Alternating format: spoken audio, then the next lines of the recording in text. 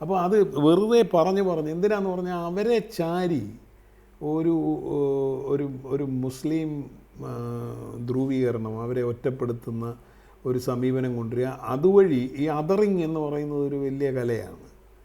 നിങ്ങൾക്ക് ബാക്കിയുള്ളവരെ സൃഷ്ടിക്കുക എന്നുള്ളതാണ്, ഒരു കൂട്ടരെ ചാരിക്കും.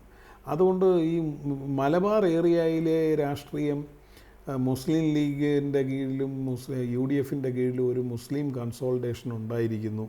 അത് പാർലമെൻറ്റ് തെരഞ്ഞെടുപ്പിൽ മാത്രമല്ല തദ്ദേശ തെരഞ്ഞെടുപ്പിലും ഉണ്ടായെങ്കിൽ അത് അസംബ്ലിയിലും വരും എന്നൊക്കെയുള്ള ഒരു തിരിച്ചറിവിൽ നിന്നുകൊണ്ട് ഇവരൊരു ബാക്കി എല്ലാവരെയും കൂടി ഒന്നിപ്പിക്കാമോ എന്നുള്ളൊരു ശ്രമം നടത്തുന്നതിൻ്റെ ഭാഗമായിട്ടിത് പറയുന്നതാണ്.